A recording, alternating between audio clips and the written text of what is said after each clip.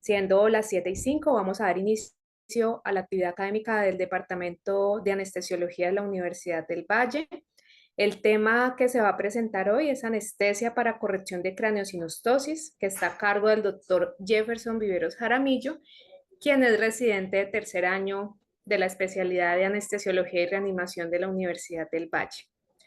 El objetivo de esta charla es tratar las consideraciones perioperatorias de la corrección de craneosinostosis, pero también hay un objetivo muy importante en esta charla y es mostrar el protocolo o las guías con las cuales nosotros eh, realizamos este tipo de procedimiento en la Fundación Clínica Infantil Club Noel. Entonces, de algún modo queremos socializar y Jefferson se ha dado el trabajo de documentar con fotografías muy juiciosamente cómo es el proceso para realizar este tipo de cirugía en nuestra institución. Yo hago parte de la Clínica Club Noel.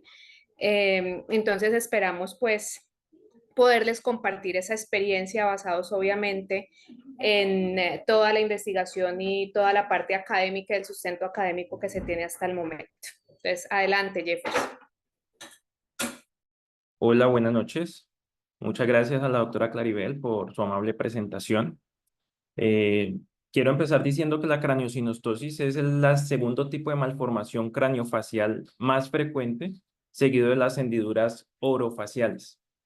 La corrección de craneosinostosis pues, es una cirugía de muy alta complejidad, con un alto riesgo de sangrado y que requiere la participación de múltiples especialidades. ¿Sí? Es una participación multidisciplinaria y pues requiere otras consideraciones que las vamos a ir viendo y al final les voy a mostrar el protocolo como ya lo dijo la doctora Claribel.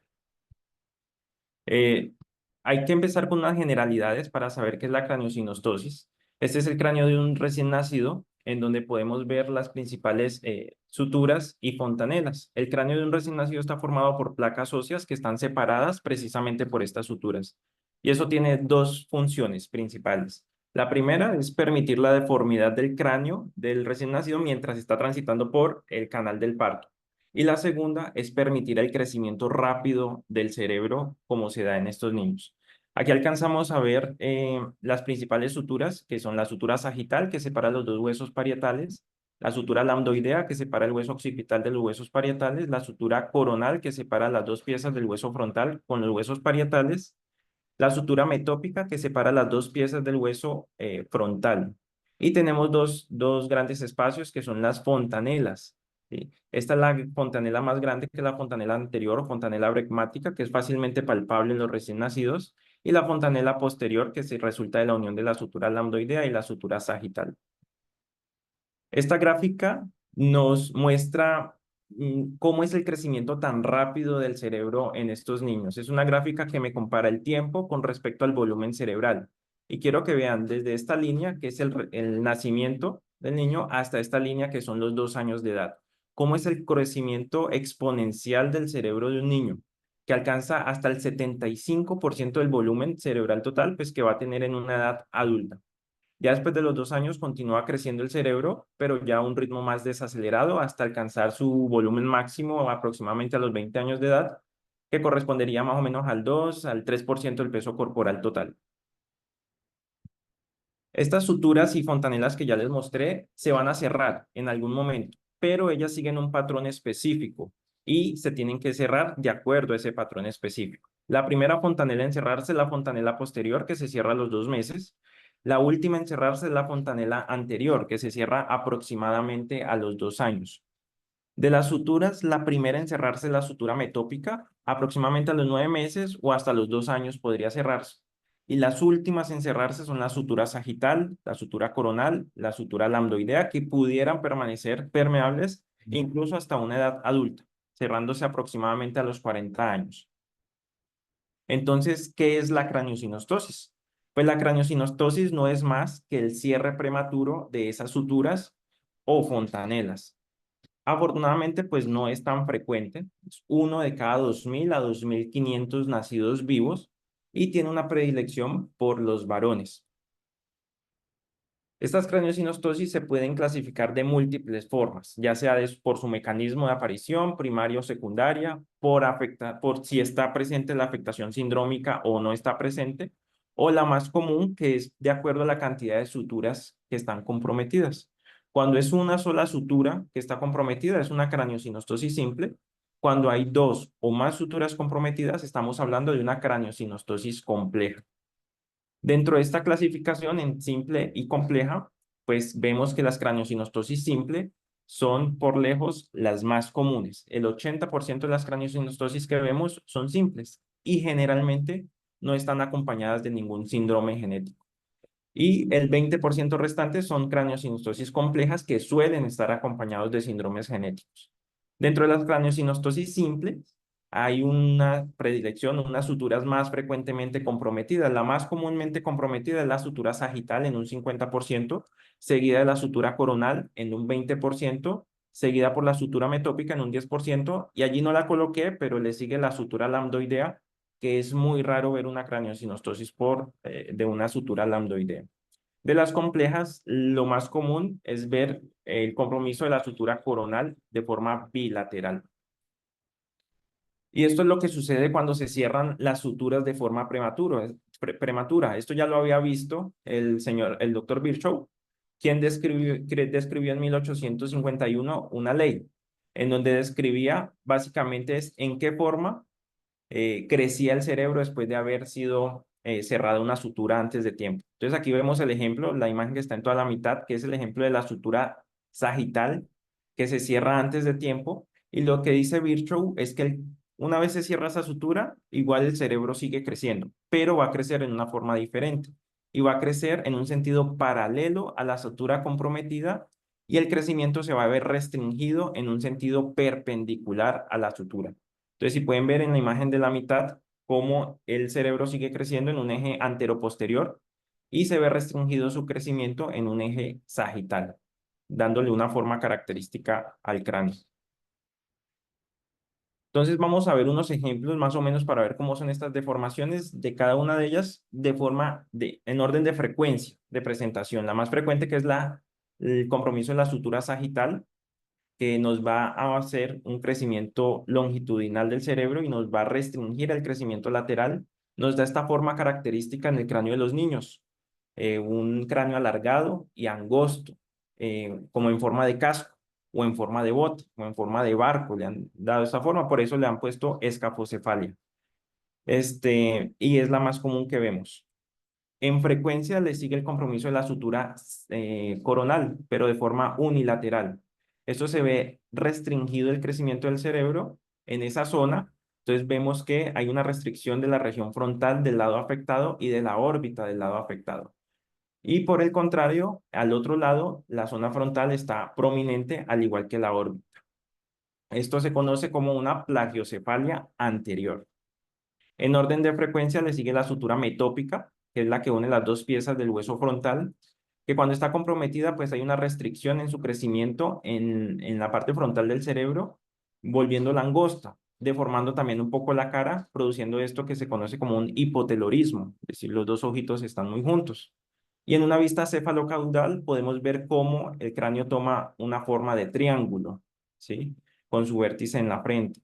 Entonces, por eso ha tomado el nombre de trigonocefalia, esta deformidad. Y por último, la menos común o la más rara de ver es una craniosinostosis de la sutura lambdoidea. Esto es muy raro de ver. Sin embargo, desde la década de 1990, cuando se aconsejó encarecidamente a los padres que los niños durmieran boca arriba para disminuir el síndrome de muerte súbita del lactante, pues sí, disminuyó el síndrome de muerte súbita del lactante, pero aumentó la incidencia de deformidad de los cráneos, debido a que dormían pues en una sola posición y este cráneo se iba deformando. Esto se llama una plagiocefalia, pero no es secundaria a una craniosinostosis. Esto es una plagiocefalia posicional. Y es importante diferenciarlo porque estas plagiocefalias tienen corrección sin necesidad de cirugía. Esto con cascos, con algunos tratamientos que le manda el especialista es más que suficiente.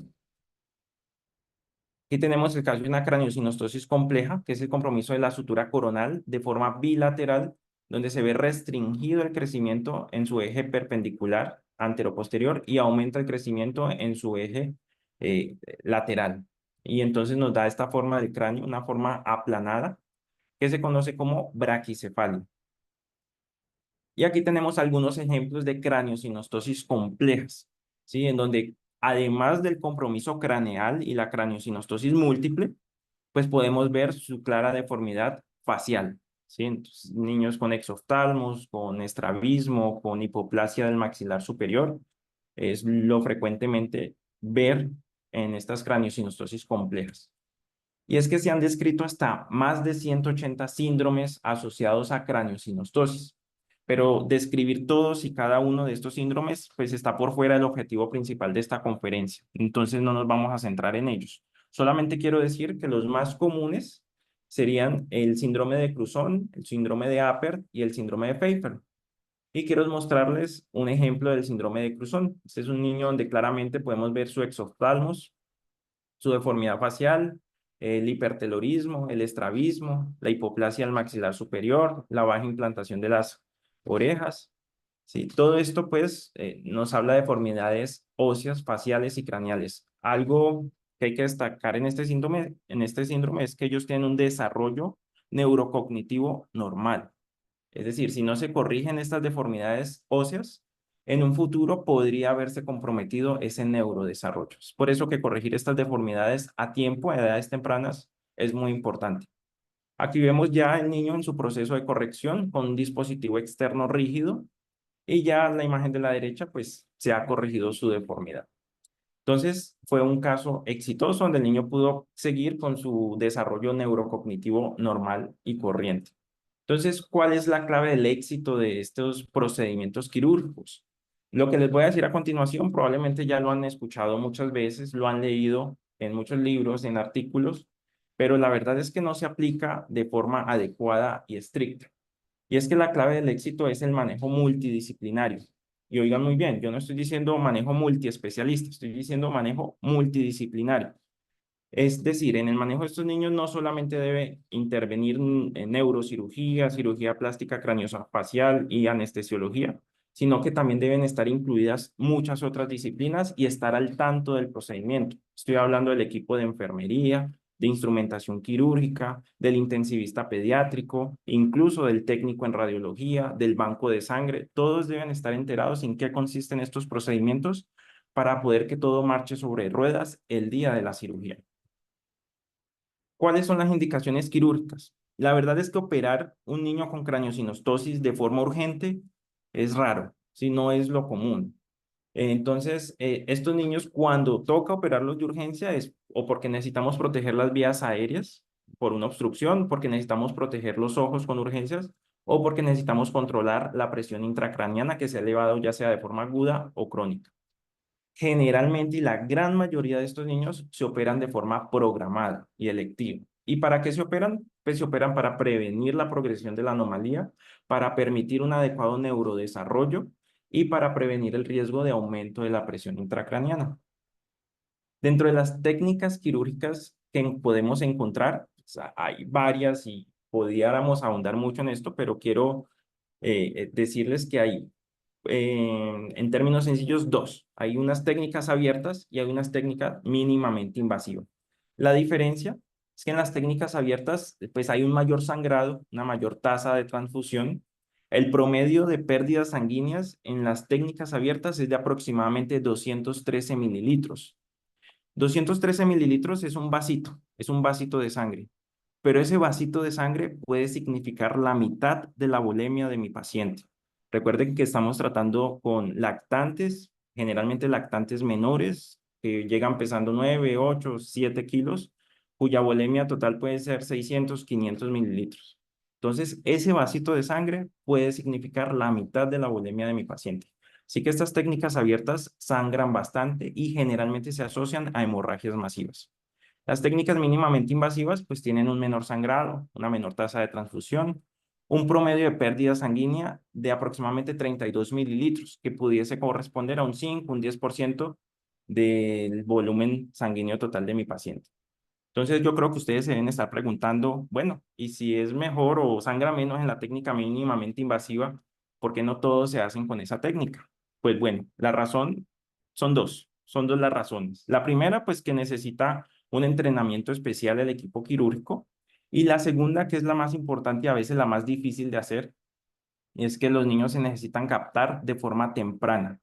Para que apliquen a una técnica mínimamente invasiva, debe estar antes de los 6 meses ya operándose. Es decir, desde que se detecta, se diagnostica, se remite, lo ve el especialista, le da la orden quirúrgica, lo operan, le dan eso pues puede tardar bastante, ya saben cómo es. Y generalmente cuando llegan a ser operados ya tienen más de 6 meses y entonces aplican es para una técnica abierta. Entonces, ¿cuáles son los problemas anestésicos que pudiéramos enfrentar al momento de corregir estos procedimientos?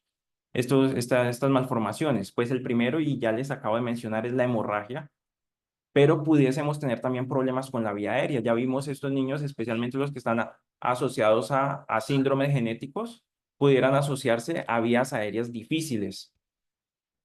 Los niños con craneosinostosis sindrómicas, entre el 50 y el 70%, están asociados a una apnea obstructiva del sueño, lo cual nos haría la ventilación de estos niños mucho más difícil. La protección ocular, especialmente en los que tienen exoftalmos marcados, probablemente proteger los ojitos va a ser más difícil. Manejar la presión intracraneal en los niños que nos llegan ya con la presión intracraneal elevada y hacer un adecuado manejo del dolor postoperatorio.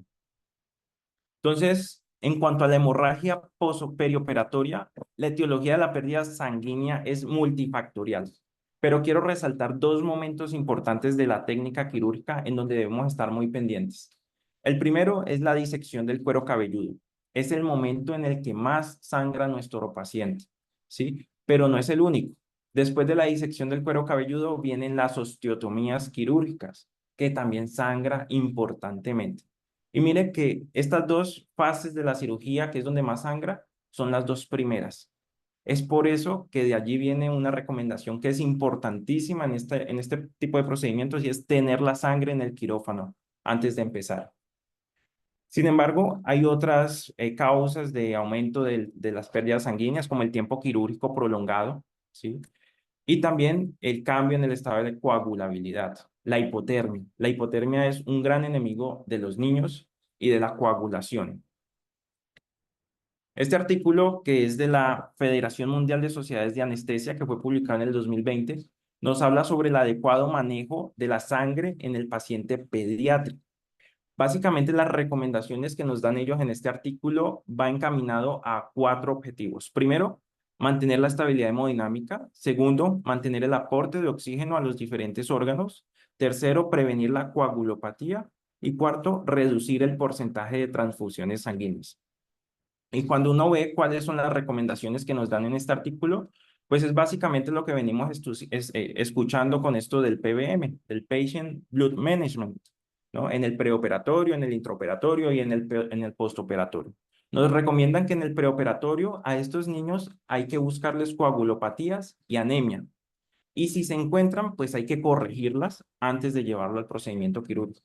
Si hay que retrasar un poco el procedimiento quirúrgico para corregir su coagulopatía o anemia, pues hay que retrasarlo un poco. Pero pues no es posible llevar un niño con anemia a un procedimiento en donde va a sangrar, donde va a ser una hemorragia masiva.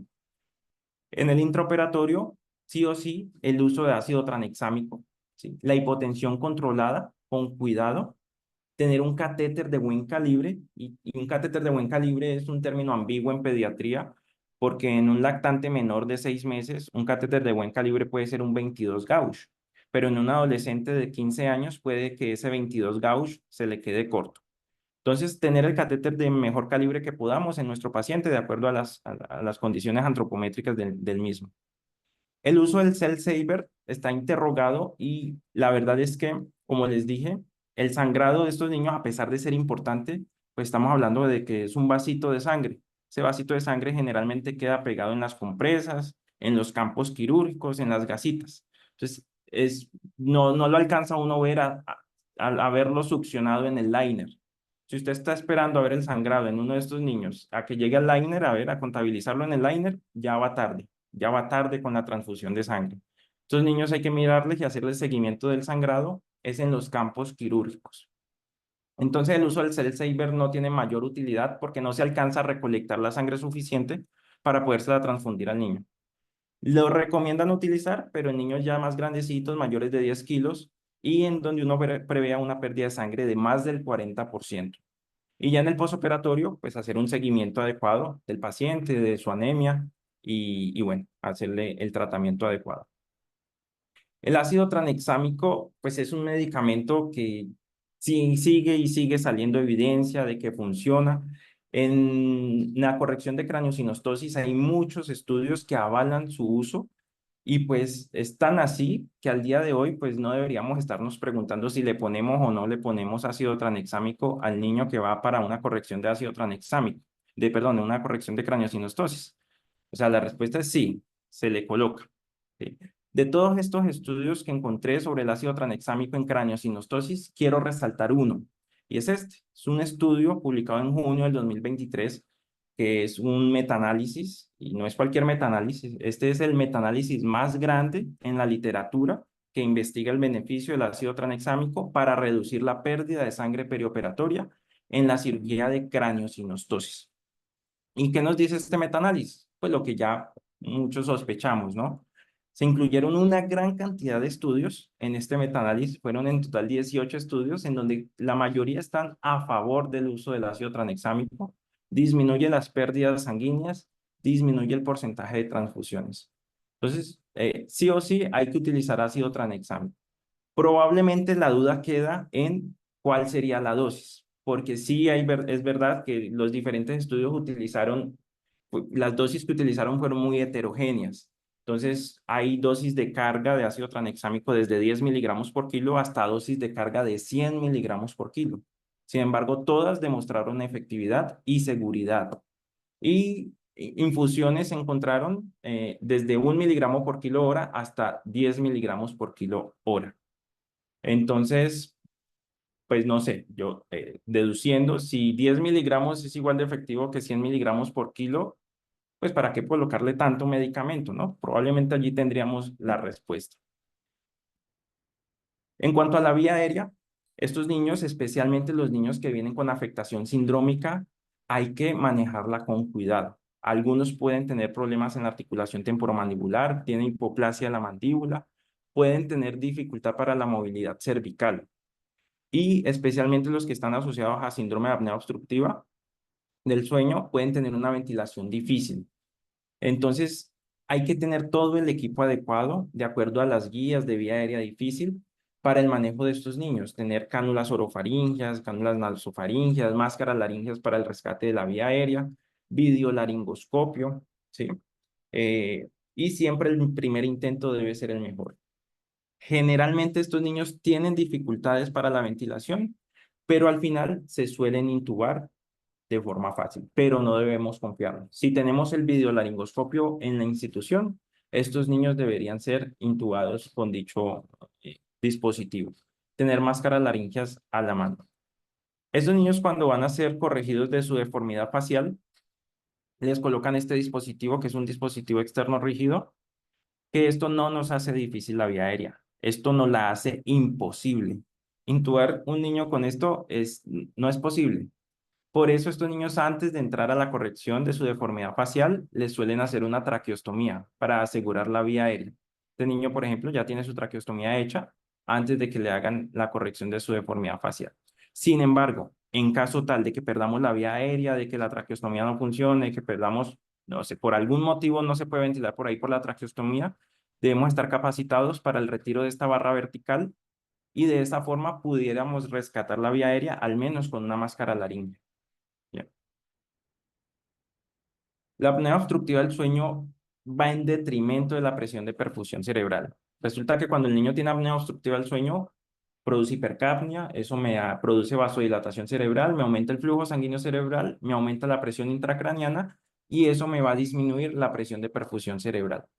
Entonces, en un niño que ya tiene su presión intracraneana alterada, pues no queremos que se altere más con esta apnea obstructiva. Entonces, muchos de estos niños tienen indicación de CPAP e incluso cuando es muy severa esa obstrucción, está indicada la traqueostomía para bypassear, por decirlo así, todas esas vías aéreas que están obstruidas. Ya vimos estos niños cómo pueden tener sus ojitos. Ese exoftalmos tan marcado nos puede hacer a veces difícil la protección de los ojitos y a veces un micropore no es suficiente. Entonces, dentro del protocolo que tenemos en la clínica Club Noel, está la tarsorrafia. La tarsorrafia es realizada por el equipo quirúrgico, que consiste en pasar un punto a través del párpado superior y el inferior y ocluirlos y así estar seguros de que los ojitos van a estar protegidos durante todo el procedimiento quirúrgico. Después de la tarsorrafia se cubren con tegadera y se deja así. La presión intracraneal, pues de los niños que están con craneosinostosis simple, solamente entre el 15 y el 20% de estos niños suelen tener presiones intracraneales elevadas. Y en los niños que tienen craneosinostosis sindrómica, un 40 o un 50% tienen una hidrocefalia asociada. Para saber si el niño que vamos a intervenir tiene la presión intracraneal elevada, hay un examen que es costo efectivo, es fácil de realizar, no necesita mucha curva para aprenderlo, y es la monitoría de la vaina del nervio óptico de forma prequirúrgica. La vaina del nervio óptico es una prolongación de la dura madre que recubre el nervio óptico y por debajo de la dura madre pues hay líquido cefalorraquídeo. Esto explica el por qué el aumento de la presión intracraniana se ve reflejado en el diámetro de esa vaina del nervio óptico. Entonces aquí tenemos un ejemplo de un niño con una hidrocefalia importante en donde por imágenes hay signos de hipertensión endocraneana, hay pérdida de las circunvoluciones, no se logran visualizar. A este niño antes de hacerle el drenaje, se le hizo una medición de la vaina del nervio óptico. Este es el ojito derecho que nos midió la vaina del nervio óptico 7.3 milímetros. Y este es el ojito izquierdo, que la vaina del nervio óptico nos midió 5.1 milímetros. Aquí se le hizo el drenaje. Por imágenes vemos que mejoró. Los ventrículos han disminuido de tamaño y ya las circunvoluciones se pueden ver más fácilmente. Se le hizo entonces la medición de la vaina del nervio óptico observando una mejoría importante con respecto al anterior. Este es el ojito derecho. De 7.3 milímetros bajó a 6.7 milímetros y de 5.1 milímetros bajó a 4.2 milímetros. Entonces, ¿sirve la medición de la vaina del nervio óptico para predecir si el niño tiene la presión intracraneal elevada? Sí, sí sirve. Lo que se ha estado buscando es un punto de corte adecuado para saber por encima de cuánto yo puedo decir que mi niño pues, tiene la presión intracraneana elevada. En el Departamento de Anestesiología de la Universidad del Valle, en cabeza del doctor Andrés Fabricio Caballero y su equipo de intensivistas, hicieron un estudio reciente que ya está publicado, en donde trataron de encontrar ese punto de corte. Fueron 50 individuos, 25 con presión intracraneana elevada y 25 de control, pacientes entre 19 y 82 años. Y encontraron que el punto de corte con mayor sensibilidad y especificidad era 5.2 milímetros. Pero, ¿y en niños? Este estudio fue realizado en adultos. La verdad es que buscando evidencia sobre medición de la vaina del nervio óptico en niños, la evidencia es escasa, no se encuentra mucho. Sin embargo, los poquitos artículos que uno encuentra, pues dicen algo que uno suele sospechar, ¿no? Y es que la medición normal es variable. No es lo mismo la vaina del nervio óptico de un lactante menor a la vaina del nervio óptico de un adolescente. Lo que suelen decir más o menos es que los niños menores de 4 años, la vaina del nervio óptico normal está entre 4 y 4.5 milímetros, y en niños mayores de 4 años, lo normal sería menos de 5 milímetros. El dolor postoperatorio es un tema importante a tener en cuenta en estos niños. Sin embargo, se ha visto que siempre y cuando uno haga una analgesia multimodal, la incidencia de dolor es poca, ¿sí? ¿Y qué es analgesia multimodal? Pues, atacar diferentes receptores de dolor para hacer una adecuada analgesia con acetaminofén, AINES, opioides endovenosos. Y se ha asociado el dolor postquirúrgico con el tiempo quirúrgico, es decir, entre más se demoren en el procedimiento quirúrgico, mayor incidencia de dolor postoperatorio hay en estos niños. Encontré un estudio muy interesante que comparó el bloqueo de escalpe realizado por anestesiólogos con la infiltración con anestésicos locales por parte del cirujano y evaluaron cuál era la cantidad de o qué niños necesitaban dosis de rescate en el posoperatorio. Este estudio fue un estudio retrospectivo, comparativo de casos y controles. Se hizo entre enero del 2014 y mayo del 2015 en niños menores de 2 años. Se incluyeron en total 81 pacientes, una edad promedio de 11 meses. A todos los niños se les administró paracetamol 15 miligramos por kilo, y morfina 0,1 a 0,2 miligramos por kilo. Y lo que se comparó fue qué dosis de rescate necesitaban. De estos 81 niños que ingresaron al estudio, 25 se les hizo infiltración por parte del cirujano y 56 se les hizo un bloqueo de escalpe. De estos 25 que se les realizó infiltración por parte del cirujano, 12, es decir, 48%, necesitaron dosis de rescate.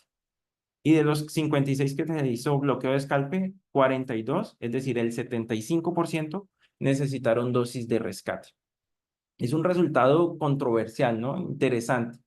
Sin embargo, no podemos concluir mucho al respecto porque pues es un estudio retrospectivo y ya sabemos que ese tipo de estudios pues tiene mucho sesgo de selección, puede tener sesgo de selección. Sin embargo, pues no podemos dejar allí de que la infiltración con anestésico local es útil. Además de que la infiltración, además del anestésico local, el cirujano le coloca epinefrina, lo cual nos ayuda a disminuir el sangrado durante el procedimiento. Bien, una vez dicho esto, quiero mostrar las guías institucionales del Club Nobel eh, y al final mostrarles un caso. Mira, las guías institucionales del Club Nobel empiezan pues con la valoración preanestésica. Estos niños deben tener una historia clínica completa, un examen físico en donde incluya peso, talla, predictores de vía aérea, estado cardiopulmonar, laboratorios prequirúrgicos que sí o sí deben ir, es un hemograma y tiempos de coagulación, y todos los demás que usted considere de acuerdo a las comorbilidades adicionales que tenga el paciente. Se debe reservar el paciente. ¿Con cuánto? Se reservan glóbulos rojos empaquetados, 30 cc por kilo. Idealmente que sean glóbulos rojos recientes, de menos de 7 días de recolección. Con eso disminuimos el riesgo de hipercalemia en caso tal de transfusiones masivas. Las indicaciones de ayuno previo son las mismas que dicen las guías de ayuno de la ASA del 2023. 2 horas para líquidos claros, 4 horas para leche materna, 6 horas para leche de fórmula y alimentos sólidos y 8 horas para alimentos ya copiosos, grasosos. Se reserva UCI posoperatorio, se explica a los padres sobre la anestesia, los riesgos y las complicaciones y se debe verificar la evaluación de la junta quirúrgica de cirugía plástica craneofacial y neurocirugía para saber cuál es su plan quirúrgico. El día de la cirugía, nosotros llegamos a la clínica y hay que hacer esto que dice acá. Verificar y confirmar los antecedentes. Así nosotros hayamos hecho la valoración preanestésica, debemos confirmar nuevamente los antecedentes de ese niño. Debemos confirmar que la reserva de hemocomponentes se hizo y que está en proceso para traerla al quirófano o que ya está en el quirófano. Y debemos verificar que hay cupo en la unidad de cuidados intensivos, ¿sí? Los hemocomponentes deben estar en la sala antes de iniciar el procedimiento. Hace parte de la lista de chequeo. Una vez todo el equipo quirúrgico esté presente, hacemos la lista de chequeo, ¿sí? Monitorizamos al niño con una monitoría básica y hacemos una inducción intravenosa o inhalada, de acuerdo a los protocolos de cada institución. En el Club Noel tenemos por protocolo de que los niños entran canalizados al quirófano. Entonces, generalmente se les hace inducción intravenosa. Sin embargo, si no tiene acceso venoso, se le puede hacer una inducción inhalada que no habría contraindicación. Se intuba con un tubo idealmente anillado. Tubos anillados chiquitos existen, hasta 3,5. El problema es que haya disponibilidad en la institución en la que estamos, ¿sí? Pero si no hay disponibilidad de tubo anillado, pues entonces con un tubo convencional. El mantenimiento se hace con una técnica balanceada. Se coge un acceso venoso del mayor calibre posible en ese niño, línea arterial y catéter venoso central. Se hace la medición de la vaina del nervio óptico. Una vez hacemos esa medición, entra el equipo quirúrgico a hacer la tarsorrafia que ya les mostré y a cubrirlo con el tegadero. Y la profilaxis antibiótica se hace desde el momento en que tenemos el acceso venoso. Como generalmente estos niños son ambulatorios, pues vienen de la casa, se hace con una cefalosporina de primera generación. Cefazolina 30 miligramos por kilo. El catéter venoso central tiene algunas recomendaciones. La primera elección para colocar ese catéter venoso central debe ser subclavio. Si no se puede por técnica o por anatomía subclavio, entonces me voy al confluente yugulo-subclavio. Y si no se puede, pues entonces ahí sí me voy a la yugular interna. Debo evitar la yugular interna porque eso me reduce el retorno venoso cerebral y pues me podría empeorar la presión intracraneana en caso de que ya la tenga elevada. Entonces, de primera elección, subclavio, siempre. línea arterial, la sonda vesical la pasa el jefe de enfermería, se monitoriza la temperatura, debe estar la temperatura entre 36 y 37, y el catéter subaracnoideo ya depende de la solicitud del cirujano. Después de la invasión, se procede al rasurado y la tricotomía del cuero cabelludo, se marca el acceso quirúrgico, se lava y se colocan los campos quirúrgicos. Antes de empezar el procedimiento quirúrgico, antes de que tapen el niño y todo eso, hay que verificar que toda la monitoría funcione. Porque es común que ya una vez está tapado con todos los campos quirúrgicos donde perdemos el niño, es difícil llegar hasta la cabeza, hasta el cuellito del niño, pues de pronto se nos acuda una de las vías del acceso del central o se nos acuda el tubo. Entonces todo eso hay que verificarlo antes de iniciar el procedimiento. Los líquidos que se usan son líquidos balanceados. Si tenemos Plasma Light, sería lo ideal. Si no lo tenemos, se recomienda usar cristaloides mixtos, es decir, mitad de solución salina, mitad de lactato de Ringer.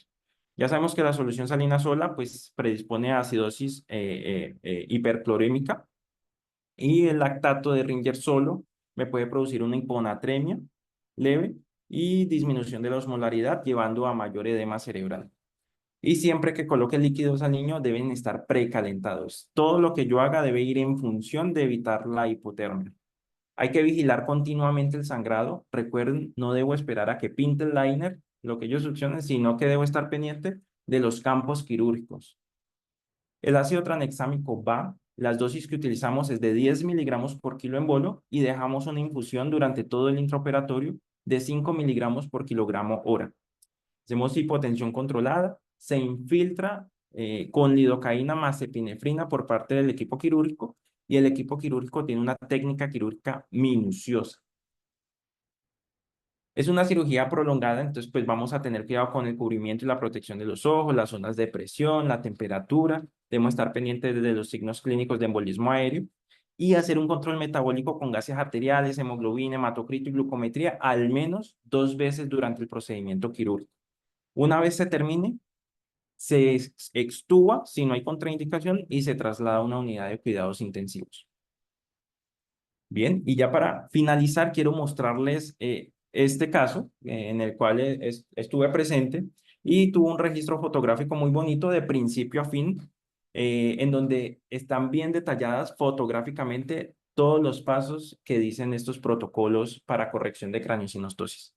Es el caso de un lactante menor masculino de 11 meses, que en ese entonces pesaba 9.8 kilos, tenía una escafocefalia, compromiso de la sutura sagital, y pues aquí estaba en el área de preanestesia, estaba en brazos de su madre, ya estaba canalizado con un catéter 22 gauge y estaba listo para entrar a cirugía.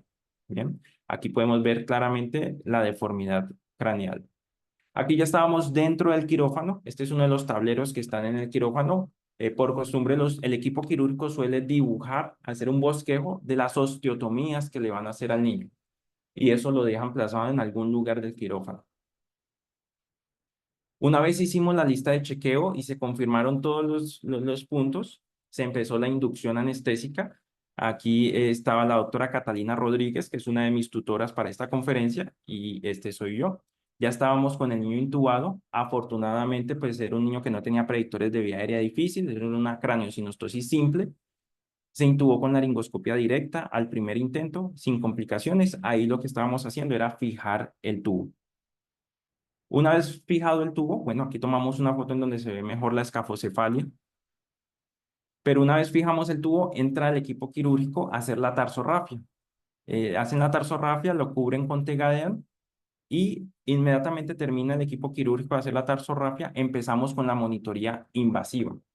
Entonces aquí está la doctora Catalina Rodríguez, anestesióloga, la instrumentadora Jessica, pasando un catéter venoso central. Aquí está Viviana, la enfermera circulante, y estoy yo, colocando una línea arterial. Lo que quiero resaltar de estas dos imágenes es que no son dos imágenes en tiempos diferentes. Esto sucedió al mismo tiempo. Es decir, al tiempo que la doctora estaba pasando el catéter venoso central, yo estaba ya fijando la línea arterial radial izquierda. Y esto está descrito en el protocolo. Idealmente uno se debe apoyar en un par que le ayude con la monitoría invasiva. ¿Y esto para qué? Pues para disminuir los tiempos de anestesia. Y estos tiempos disminuidos nos ayudan a que el niño esté expuesto el menor tiempo al medio ambiente y pierda el menos calor posible. Los niños pierden calor muy fácilmente y ya saben que la hipotermia juega un papel fundamental en la coagulación. Entonces, por eso es importante trabajar en equipo y al mismo tiempo en la medida que se pueda. Después de eso, se llamó al técnico en radiólogo, pero mientras llegaba el técnico radiólogo para tomar la radiografía de tórax pertinente, ingresa el enfermero jefe, Diego, para pasar el catéter vesical. Y al mismo tiempo, como pueden ver, el equipo de cirugía estaba haciendo la tricotomía, preparando el cuero cabelludo del niño para la marcación del acceso quirúrgico, ¿no? Una vez ellos terminan de realizar esto, llegó el técnico radiólogo, ya estaba esperando en la puerta, ingresa y toma la radiografía. Podemos verificar que el catéter venoso central está en una buena posición y que no ha habido ninguna complicación con el paso de ese catéter venoso central. Sale el técnico radiólogo e inmediatamente el cirujano, está el doctor Caicedo en compañía de su residente, está la doctora Catalina en compañía de su residente, los dos verificando la posición del niño. Que el niño quede en una buena posición, nosotros estábamos verificando que toda nuestra monitoría estuviera bien, estuviera funcionando, que no se acodara el tubo, y el cirujano pues posicionando el niño para que tuviera un buen acceso al escalpe. Aquí se hizo la marcación de las incisiones que iban a hacer. Una vez realizan todas esas marcaciones y tenemos bien posicionado el niño, se empieza a lavar y se empieza la cirugía, la incisión quirúrgica. Aquí es donde debemos prestar mucha atención, porque ya les dije que desde el inicio es cuando más sangrado tiene el paciente. Empieza la incisión y empieza la disección del escalpe. Miren cómo es de cruenta esta cirugía, ¿no? Sin embargo, el equipo quirúrgico, que ya tiene experiencia en este tipo de procedimientos, lo hacen primero que todo a dos manos. Si pueden ver, observar, aquí hay dos manos realizando no solamente la disección, sino también la hemostasia al mismo tiempo con electrocauterio. Fuera de eso, si hay disponibilidad, se utilizan este tipo de ganchos, que son los ganchos de Raney. Esos ganchos están diseñados para proporcionar la presión suficiente y lograr hemostasia en los bordes del cuero cabelludo. Mire que todo va encaminado a disminuir el sangrado, ¿sí? Como trabajan dos al tiempo, pues la disección va a ser mucho más rápida y eso va a disminuir los tiempos quirúrgicos, disminuyendo el sangrado. Una vez tienen todo el escalpe disecado, entra neurocirugía a hacer la marcación de las osteotomías. Allí todavía no ha terminado el sangrado. Ahí apenas terminó la primera fase del sangrado. Estas osteotomías también sangran bastante. Una vez marca el neurocirujano, procede a iniciar con las osteotomías. Aquí están ya las osteotomías longitudinales en forma de pi, que le llaman, realizadas. Miren que el neurocirujano también es consciente de que debe hacer la mayor hemostasia posible. Todo esto son dispositivos hemostáticos para ayudar a que el niño sangre lo menos posible. Y en los bordes de la tabla ósea colocan cera ósea, que también es otro material que utilizan para disminuir el sangrado de los bordes de la tabla ósea. Aquí están las osteotomías longitudinales, pero faltan estas osteotomías en espiral que le van a hacer en el lado temporoparietal bilateral. Aquí ya están hechas, ¿sí? Todas las osteotomías que le iban a hacer. Digamos que en este momento podemos respirar un poco porque el sangrado, a pesar de que continúa, pues ya no va a ser tan importante. Ya lo que sangró hasta aquí va a ser la mayoría del sangrado que vamos a tener aquí. Podemos aprovechar para tomar un control de gases arteriales, de exámenes al niño y probablemente ya habré iniciado la transfusión desde antes. Una vez finalizado esto, los cirujanos acomodan la tabla ósea de la forma que ellos necesitan que queden y cierran el escalpe. Una vez cierran el escalpe, lo cubren y aquí es nuestro momento para despertar al niño, extubarlo en la medida de lo posible y llevarlo a la unidad de cuidados intensivos. Después de todo lo que yo les he dicho, yo quiero que se lleven unas cositas puntuales de la conferencia del día de hoy. Primero, que el manejo de la corrección de una craneosinostosis es multidisciplinario. No solamente los especialistas médicos deben estar al tanto de estos procedimientos, sino que el del banco de sangre debe saber que debe hacer las cosas rápido porque necesitamos la sangre para poder empezar el procedimiento quirúrgico. El auxiliar de enfermería debe saber que es una cirugía de alta complejidad y que necesitamos catéter venoso central, línea arterial, para que tenga todos los dispositivos o implementos para poder hacerle invadir al niño, etcétera. ¿Sí? Todos deben estar al tanto de qué trata esta cirugía. El principal riesgo es el sangrado y debo estar preparado. Estar preparado es tener la sangre en el quirófano, tener un adecuado yelpo de un calibre grueso para mi paciente y estar vigilando constantemente el sangrado de mi paciente, no con el liner, sino en los campos quirúrgicos. El ácido tranexámico siempre debe ir incluido en los protocolos institucionales. Eh, la dosis, pues probablemente no necesitamos dosis tan altas para que sean efectivas, pero debe ir sí o sí. Una adecuada evaluación de la vía aérea, especialmente en los niños que vienen acompañados de un síndrome genético, no debemos confiarnos. Y un adecuado manejo del dolor, un manejo multimodal del dolor, que incluya probablemente tanto el bloqueo de escalpe como la infiltración de la herida quirúrgica, pero que también incluya acetaminofén, que incluya los AINES, que incluyan los opioides a dosis bajas.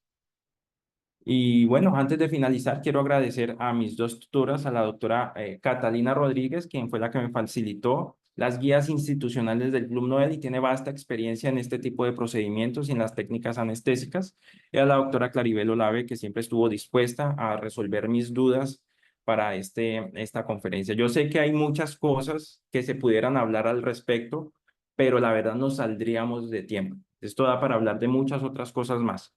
Si tienen algunas preguntas, pues estaré atento junto con mis tutoras para resolverlas.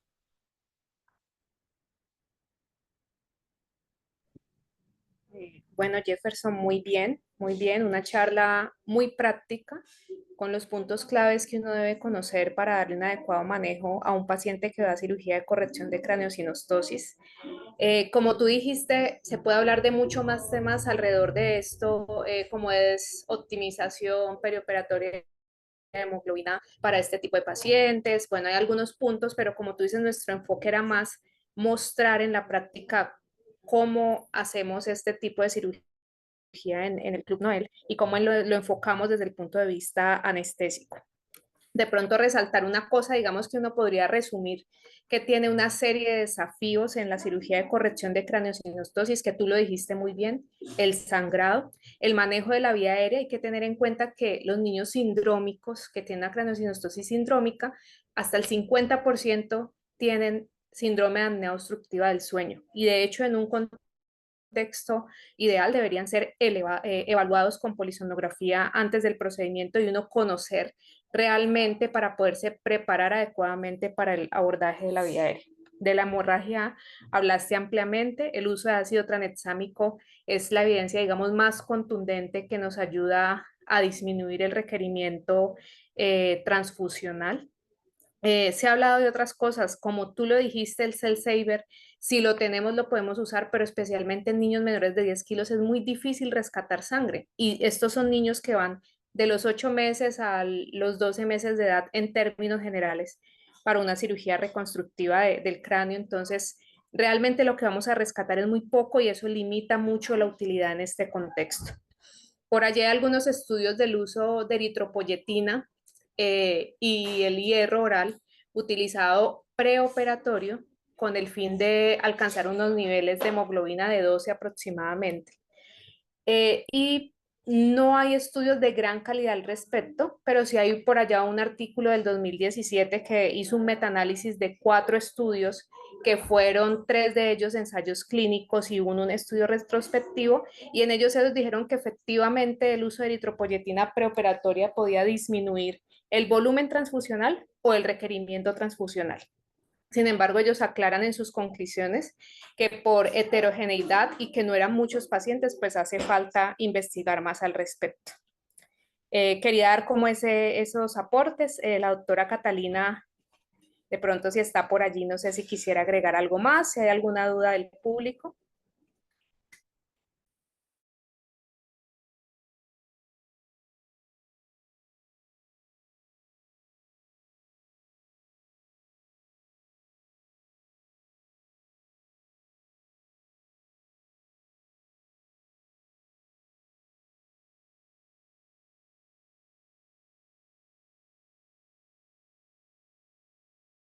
Vamos a pedir, por favor, Juan Guillermo, Jefferson, si pueden activarle el micrófono a la doctora Catalina. Ya se lo activó, profe. Sí, sí, sí.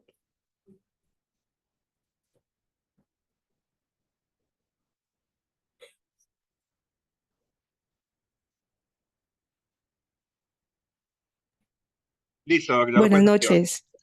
Buenas noches, ¿cómo están? Bueno, primero quiero, ¿me escuchan? Sí.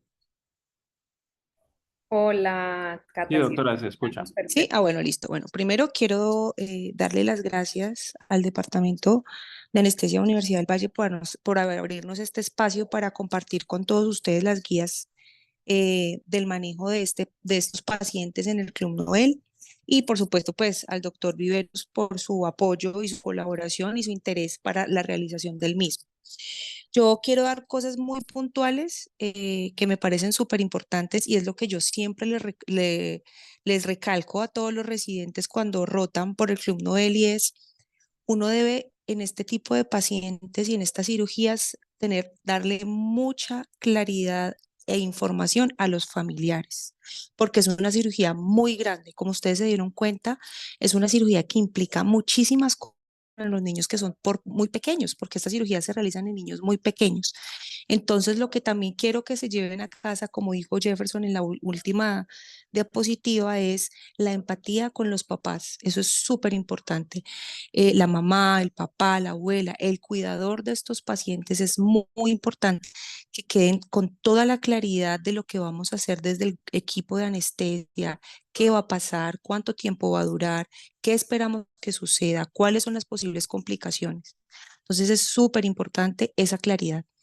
Otra cosa que también quiero recalcar es el equipo multidisciplinario que también habló Jefferson y ese o sea, es lo más también importante, el trabajo en equipo con los cirujanos craneofaciales, el neurocirujano, los jefes, la instrumentadora, las auxiliares, tus compañeros de salas, o sea, si tú eres el anestesiólogo, tus compañeros anestesiólogos que estén en otras salas, también es importante que estén al tanto del procedimiento que se va a realizar, porque en algún momento, si necesitas ayuda, todos deben estar como a la espera o para ayudarte en caso de necesitarlo. Entonces es importante que todos estén como conectados y con la misma sintonía. Las guías que se realizaron hace mucho tiempo en el Club Nobel idealmente eran como para que todos habláramos el mismo idioma y tuviéramos muy claro lo que íbamos a hacer con estos pacientes. Es como ya sabemos, hay craneosinostosis, entonces las auxiliares desde la noche anterior ya saben qué tienen que hacer, las instrumentadoras, el equipo, todo el mundo sabe qué es lo que se necesita. El jefe sabe que hay que tener la sala en quirófano, el jefe sabe que hay que tener la UCI reservada, las auxiliares saben que hay que tener lista la monitoría, o sea, esto es un trabajo en grupo. La comunicación clara, el apoyo, el acompañamiento es súper importante también en estas cirugías, porque son niños muy chiquitos, o sea, las correcciones se deben realizar tempranamente, entonces son niños pequeños, de meses, un año, máximo 2 años, bueno, hay de más edad, pero digamos que el promedio de los pacientes es un pequeño y un peso pequeño. Entonces son niños que las pérdidas permisibles son mucho menores. La monitoría invasiva hay que tener más expertise, hay que practicar, hay que estar allí. O sea, todo es un proceso con estos más pequeñitos. Entonces es importante como eso. Em, la parte importante es resaltar el sangrado también. El cuero cabelludo sangra muchísimo. Sangra muchísimo, entonces ese punto es clave y la craneotomía, como lo dijo Jefferson, y contabilizar bien el sangrado. A veces son tan pequeños que el sangrado se va por dentro y está en las compresas, en el equipo, en el campo quirúrgico y eso a veces no lo tenemos presente y nos podemos quedar un poco corticos cuando hacemos la contabilización de las pérdidas. Entonces eso también hay que tenerlo súper presente, no solo mirar los liners así se llenó 100, 200, no, es pensar en que también esa sangrecita que está por allí impacta. Otra cosa, la monitoría. Allí también esa punción del catéter venoso de sacar y la línea arterial, esa sangrecita cuenta, 10, 20, 30 centímetros son súper importantes para tener también ahí presente que eso hay que contabilizarlo. Eh, bueno, todas las imágenes que mostró Jefferson, el dibujo que vieron es un dibujo que siempre hace el doctor Caicedo cuando va a empezar. El doctor Caicedo, pues el craneofacial que conocemos, que es el doctor que tiene como escrita esta técnica quirúrgica que ustedes vieron allí que les mostró Jefferson, es quien hace toda esa planificación de la cirugía junto con su equipo, la doctora Cabal y los residentes de cirugía plástica que lo acompañan. Entonces, pues darle como crédito a él también de todas esas imágenes que tenemos. Él es nuestro fotógrafo, el que nos toma las fotos, el que está pendiente pues de todo el proceso de la monitoría, y él realmente quiero darle el crédito también porque gracias a él estamos también en esta presentación, quien ha sido insistente en que quería que todo el grupo de anestesia conociera y se socializara lo que se está haciendo. Y bueno, eso era como lo que quería decir. Nuevamente, muchas gracias por el espacio, gracias nuevamente a Jefferson por su disposición. Y bueno, nada, a los que no han rotado los esperamos en el Club Noel, y a los que ya rotaron, pues bueno, creo que ha sido una experiencia muy chévere la rotación allá con ustedes. Muchas gracias a todos, a Clary, gracias también. Muchas gracias, Cata. Gracias a todos los asistentes. No sé si hay alguna duda más. Yo nuevamente felicito a Jefferson. Realmente hizo un trabajo bien importante para lograr la presentación de esta charla y socializar el protocolo y todo lo que menciona la doctora Catalina acerca del manejo multidisciplinario y en equipo, coordinado con todo el mundo, sabiendo qué paso sigue y qué cosas hay que tener en cuenta. Eso es vital, vital para mejorar los resultados. Pero pues definitivamente una cirugía muy grande, los niños pueden perder, llegar a perder cerca de la volemia entera en cuerpos muy chiquitos. Entonces es muy importante que todos los residentes estén sensibilizados en cuanto a todo lo que mencionó la doctora Catalina. ¿Algún otro comentario o pregunta?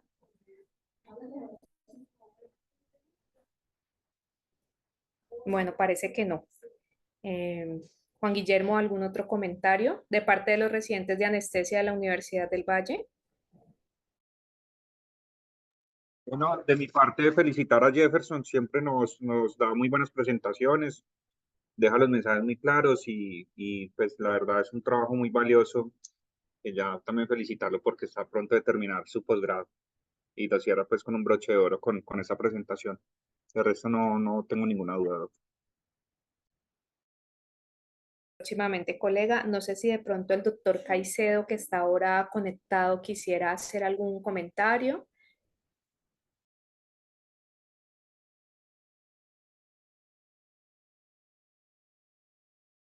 Por favor, verifiquemos que tenga el micrófono activo. Ya lo puede activar.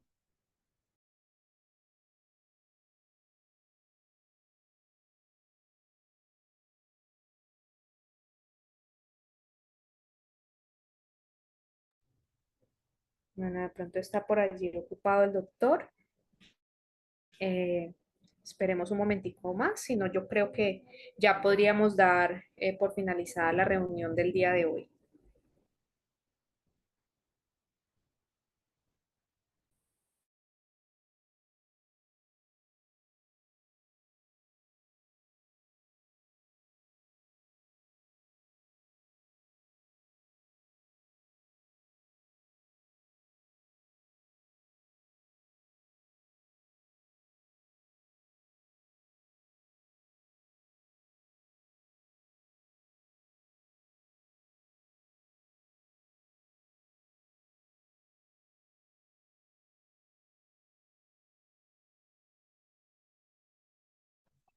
Lo tenía en silencio. ¿Aló? Cata, me comenté desde el celular de mi esposa, pero no pude.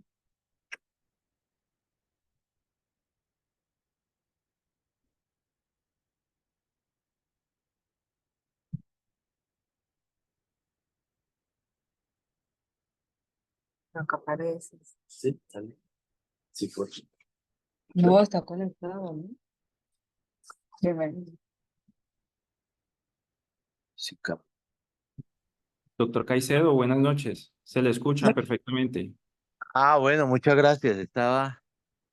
Tuve un inconveniente hace unos días con mi celular y estoy estrenando celular y la verdad que por Zoom me pidió una cantidad de cosas y al fin no pude, estoy conectado del celular de mi señora. No, yo lo que quiero comentar es que gracias por la oportunidad de darnos a nosotros, sobre todo esa parte de anestesia, de manejar en equipo estos pacientes. Yo quiero comentarles a todos que nuestra experiencia es bastante y hemos logrado, cuando lo podemos hacer en el hospital universitario, también, y hemos logrado que por lo menos hoy en Colombia, el grupo de cirugía plástica de la universidad, de los anestesiólogos del Club Noel, de los profesores del Club Noel, los residentes de las universidades que rotan por el Club Noel y por el hospital. Somos el grupo más que está haciendo más procedimientos en cirugía de craneosinostosis. La importancia de esto es el trabajo en grupo. Nosotros trabajamos en grupo y como decía la doctora Cata, eh, eh, todo lo hacemos paso a paso. Jefferson, no pude ver la charla, me disculpas, yo siempre trato de tomar las fotos, trato de que esto es lo que tenemos que mostrar, lo que hemos hecho en estos años y lo hemos evidenciado en los congresos mundiales de craneofacial, siempre nos tienen hoy como un grupo que es muy fuerte, tenemos muchos trabajos que hemos presentado y siempre como Club Noel, como universidad, como Hospital Universitario del Valle, y nos da una satisfacción muy grande. La paciencia de todos que yo sé que es muy aburridor a veces que uno se mete y uno le dice poneme el tubo acá, voy a poner acá, fijámelo aquí, mira esto, mira lo otro, pero eso nos ha llevado a tener como unos resultados que en este momento tenemos y podemos decir las complicaciones han sido relativamente leves, no hay ninguna complicación grave porque estas son cirugías que en años anteriores tenían mucha mortalidad. Agradecerle al doctor Jefferson que pues me permitió que lo aconsejara un poquito en las fotos y en todo, porque esto es lo que tenemos que mostrar, porque no en todas partes, incluyendo en Colombia, no se está haciendo lo que nosotros estamos haciendo. Muchas gracias a todos por esa oportunidad que nos dan a los cirujanos plásticos de colaborar con ustedes. Muchas gracias, Muchísimas doctor. gracias, doctor El profe Weinstein. Vargas quiere hacer un aporte, levantó la mano, ya tiene habilitado el micrófono. Buenas noches, ¿sí me escuchan bien? Sí, profe. Bueno, pues primero pues yo celebro mucho estas reuniones, me parece que es muy importante recordar pues que el Club Nobel es un sitio de rotación en el que pues la universidad puede beneficiarse muchísimo y el Club Nobel también de los residentes. Eh, Hay que mantenerse pues muy atentos, juiciosos en las rotaciones, actualizar las guías. Eh, Felicitaciones pues a Jefferson porque hizo una muy buena rotación pues felicitarlo por que ya está por terminar también su formación académica. En cuanto a la craniosynostosis, pues yo creo que es un procedimiento que es un reto desde el principio, es un reto para manejar la vía aérea, es un reto para la monitoría del paciente. La monitoría como la tenemos nosotros estandarizada en el Club Nobel, pues es lo que hemos considerado como lo mejor, pero definitivamente ninguna monitoría va a ser superior a un anestesiólogo que esté realmente atento. Es un procedimiento en el que siempre hay que estar antes y prever todo lo que puede suceder, prever los sangrados mayores, hacer los soportes transfusionales rápido, saber cómo reanimar un niño y un niño un lactante menor, mm, identificar trastornos hidroelectrolíticos a tiempo, tomar laboratorios seriados. Pues es una cirugía que requiere de muchísima atención realmente. Mantener una diuresis adecuada de más de 0,5 cc por kilo hora, manejar muchos medicamentos, infusiones continuas. Bueno, pues es una cirugía que realmente eh, pues requiere de muchísimo conocimiento y sobre todo como atención. Mm, Recordar cómo se deben transfundir los niños, que es muy importante. La colocación de los catéteres centrales yo creo que es algo fundamental. O sea, si uno revisa, pues muchos grupos ni siquiera utilizan los catéteres centrales, pero pues yo creo que es algo necesario. Ya con el uso pues de la ecografía cada vez puede ser un procedimiento que tardemos menos tiempo, que conforme vamos ganando experiencia, pues va a ser también con menos complicaciones y más rápido. Pero son niños que tienen accesos venosos limitados y el catéter venoso central nos va a servir como un acceso alternativo de emergencia, nos va a proporcionar una vía segura para administrar medicamentos vasoactivos, para reanimar, quizás no la mejor opción para transfundir. Otro mensaje que me parece que es muy importante es recordar que estos niños, como lo mencionó Jefferson, son niños con hipertensión intracraniana de forma crónica y lo único para nosotros poder saber si tiene algún impacto clínico esta hipertensión endocrinal o no es si se hace un fondo de ojo o si tiene unas imágenes recientes que no muestren que haya ninguna alteración. Por eso pues me llamó la atención lo que él mencionó sobre la ecografía, me parece que es un punto en el que se puede profundizar más o estudiar más. Y como son niños que se deben considerar con presiones intracranianas, las inducciones, si bien pueden ser inhalatorias, deben ser muy tituladas, porque las hipotensiones durante la inducción se deben evitar, porque hay que asegurar presiones de perfusión cerebrales normales. Lo mejor es considerar niños con hipertensión endocraniana pues evitar que se aumente pues la isquemia cerebral. Pues eso era todo y pues muchas gracias y pues hasta luego. Muchas gracias, profesor Vargas, por su intervención. Muy, muy importante lo que menciona el profe. Bueno, yo creo que nadie más tiene levantado la mano, ¿verdad, Juan Guillermo? No, profe, nadie más levanta la mano. Creo que entonces podemos dar por terminada la reunión. Muchísimas gracias a todos por su participación. Nuevamente felicitar a Jefferson. Lo esperamos ya como colega. Que tengan todos buena noche. Muchas gracias. Hasta luego.